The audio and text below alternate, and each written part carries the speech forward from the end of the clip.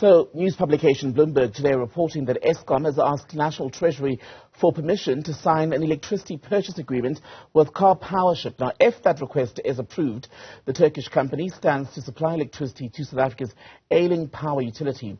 Meanwhile, Eskom will release it's already released those financial interim results this past Wednesday, which again reminded us of the bleak situation within the organization, both in terms of electricity generation and its finances. Let's speak about this now with Chris Yelland, energy expert and managing director at EE Business Intelligence. Good to see you, Chris. Welcome back to the program. So, is the deal with Karpowership, by all intents and purposes, a done deal at this point? No. Far from it. What seems to be happening in the days of Andre de Ruyter, Eskom was refusing to sign a power purchase agreement unless they were given indemnity from litigation, which is in progress, by the way.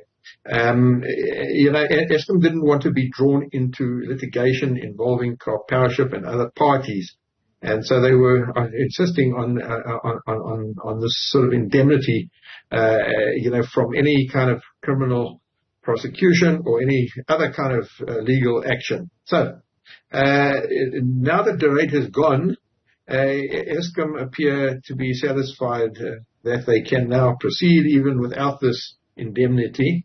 But this is just a step on the road to what is known as, somewhat euphemistically, a commercial closure. Now, before the deal is done, it has to achieve what is known as legal closure as well as financial closure. And this has not happened yet, and is unlikely to happen whilst this litigation is in progress. There are at least 2 or 3 court cases and appeals that are underway, to the extent that financial closure is very, very unlikely to take place while this litigation is in progress. Financial closure is when the banks hand over the money, the finance. And they do not want to hand over the finance while there's litigation in progress that may overturn these contracts. And I've spoken to some of the banks, and they have indicated that there's no chance of financial institution reaching financial closure while this litigation is in progress. It's an interesting situation, isn't it? Because it appears, for all intents and purposes, that Karpowership and government are pretty much sold on this deal. They want it to go ahead, and the environmentalists are simply not going to give up in terms of seeking constant legal remedies to block it from going ahead. When you read the situation, who do you think at this point is most likely to succeed in their quest? It's hard to say, but I still think that it's, a deadline was given by the Minister of Mineral Resources and Energy, yet another deadline. I don't know how many deadlines they've had that have not been met, but they had another deadline that they needed to achieve financial closure by the end of this month. Well, that's not going to happen. Now, if the Minister of Minerals and Energy is to be held by his word, he would move on and put an end to this situation. But it looks like they're busy negotiating yet another extension. I mean, it's now 2.5 years since Karpower was nominated as a preferred bidder. And at least 3 or 4 or 5 deadlines have been broken, and they still haven't achieved financial closure. And one really has to ask, why are they getting such preferential treatment, and how long can this actually go on before the country moves on? This was supposed to be an emergency procurement. Well, they were supposed to have spade-ready projects, all their permits in place.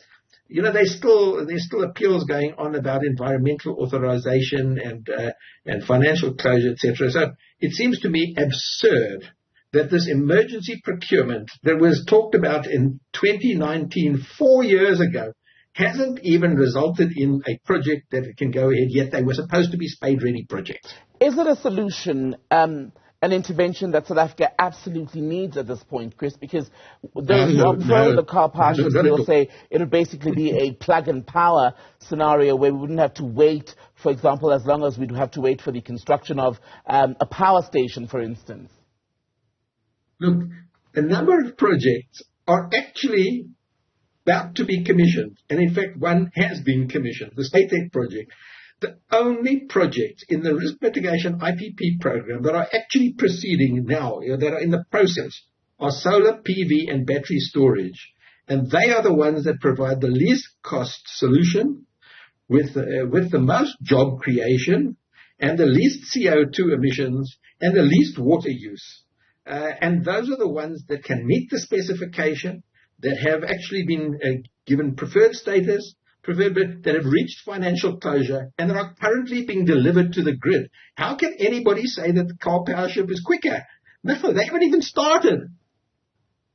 If those are all real concerns, how do you explain then the determination from government to want to go ahead with this deal, even when it's faced such resistance, even when bringing it on board has already taken so much time to move forward, not even to mention actually finalizing the deal? In my view, the decision to proceed with Karpowership is irrational. And that is why I, as an energy advisor to OUTA, and OUTA itself, have embarked on litigation against NERSA for granting generation licenses before any of the authorizations were in place. This is not the least cost option. This is not the most job creation option. This imports all the fuel. The Karpowerships themselves are imported. There is virtually nothing local in all of this. For me, it is irrational, and it really does beg the question, why are some people in the DMRE so intent on proceeding with this deal? Chris Yelland, good to speak to you, energy expert, managing director at EE Business Intelligence. Good to have your time.